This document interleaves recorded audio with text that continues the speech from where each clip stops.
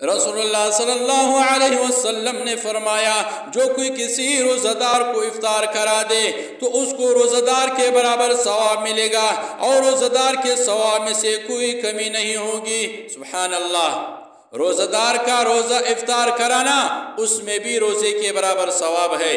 دوسری روایت میں ہے صحابہ کرام رضی اللہ عنہم نے عرض کیا یا رسول اللہ صلی اللہ علیہ وسلم، ہر شخص میں اتنی استعداد کہاں ہوتی ہے کہ روزہ دار کا روزہ افطار کرائے؟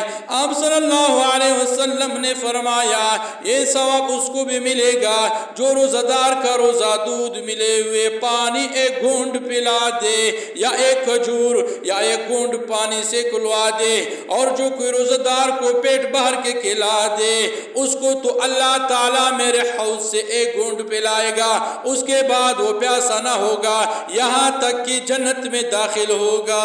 سبحان اللہ۔